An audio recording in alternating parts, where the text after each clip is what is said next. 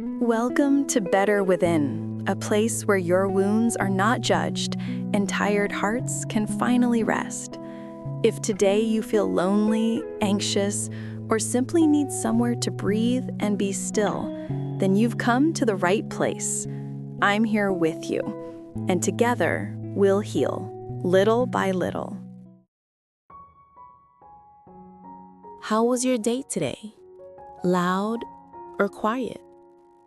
If I turned off all background music right now, muted every simulated sound in our heads, and let us sit here just in silence together for a few seconds, would you feel uncomfortable? We're living in a strange era, a world where people play music the moment they enter a room, turn on YouTube just to have a voice murmuring in the background while eating, and scroll TikTok late into the night because we're afraid to stop.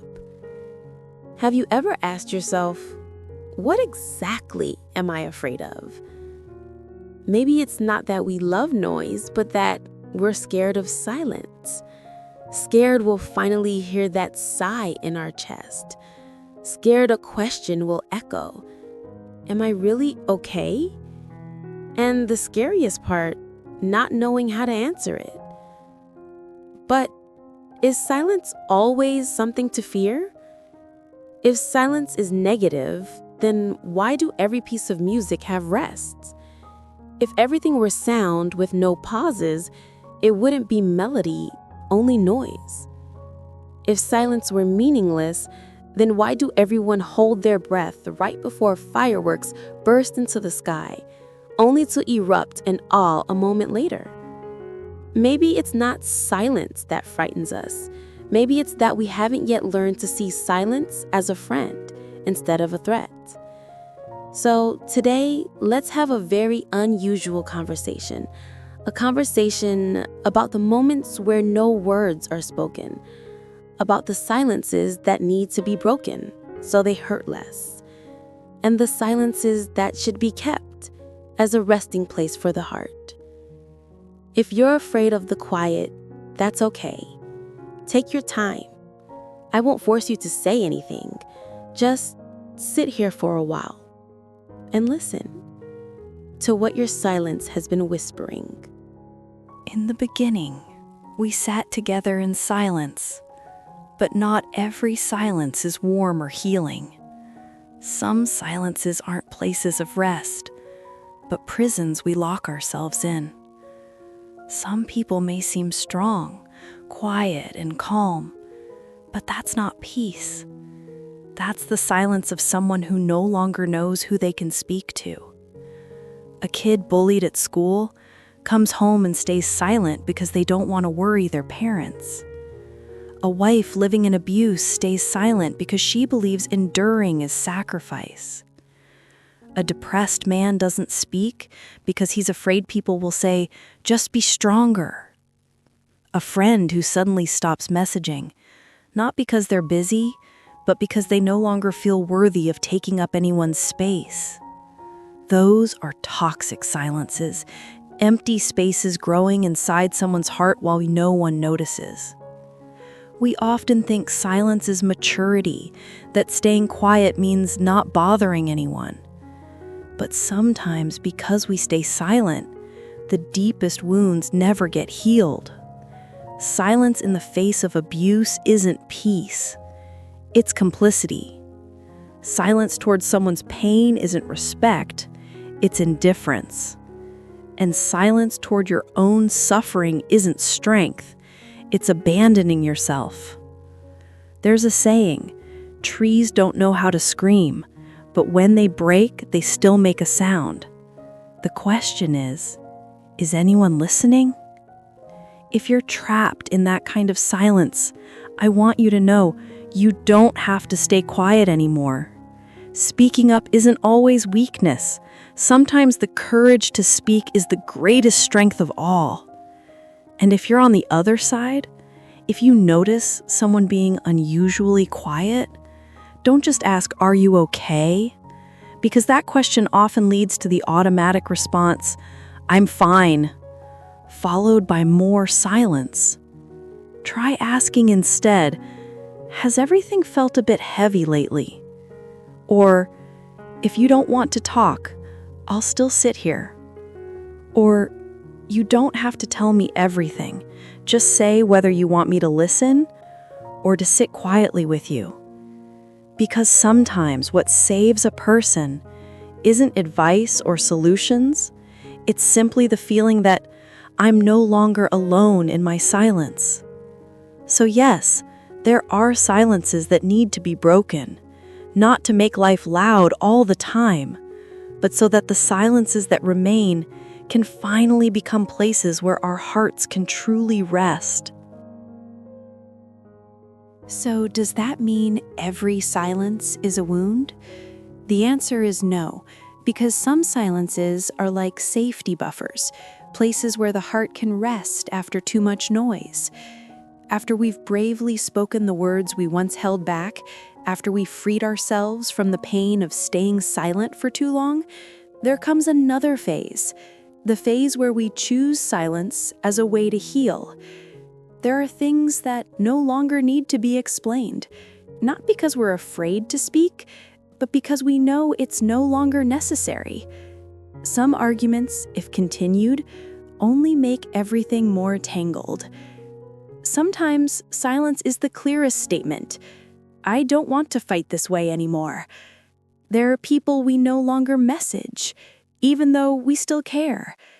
Not because of resentment, but because we know our presence might bring more exhaustion than joy. Keeping a distance, not as abandonment, but as a measured form of love. There are days when we don't want to explain our feelings to anyone. We just want to close the door, turn off the phone, and lie there, listening to the rain. The world may think we're lazy, irresponsible, or insensitive, and that's fine. We are not obligated to justify every sadness we feel. Sometimes being silent with ourselves is a privilege. There are decisions we keep to ourselves, not flaunted, not discussed, not seeking approval. Not because we lack trust, but because we know the strongest kind of conviction is the one that doesn't require validation. And there are dreams we choose to pursue quietly, instead of announcing them to the world. Not because we fear failure, but because we understand that some seeds can only sprout in silence. Silence at this stage is no longer suppression. It's composure. It's a deliberate choice. It's the strength of growing up. If earlier I said, there are silences that only hurt more the longer you hold them in, and they must be broken to set yourself free, then now I want to gently say this. There are also silences that become more peaceful the longer you keep them, and they deserve to be cherished like a gift. And the miracle is, only when we learn to distinguish between the two can we finally live gently with ourselves.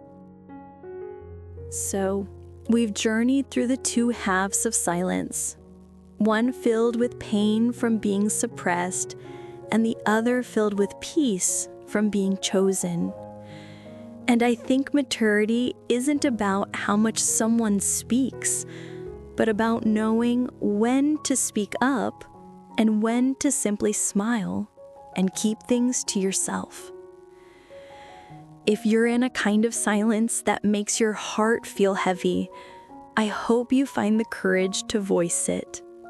Whether it's to someone you trust, onto a sheet of paper, or just speaking out loud to yourself in the mirror. Don't let your heart carry everything alone for too long. And if you're in a kind of silence that makes you feel at ease, I hope you treasure it like a gift. Not everything requires action. Not every question needs an immediate answer. Some journeys can only move forward with slow, steady breaths. In the end, I only want to leave you with this. Don't be afraid of silence. Just learn to listen to what it's saying. Maybe it's asking you to speak. Maybe it's hugging you with an invisible embrace. And maybe it's softly whispering, "No rush. Everything will be okay." If you've listened this far, I believe you're a very brave person, because not everyone has the patience to sit down and face the quiet spaces within themselves. And I want to invite you to do one small thing, just one very small thing. Before you leave this video, take exactly 30 seconds to silently answer this question in your heart.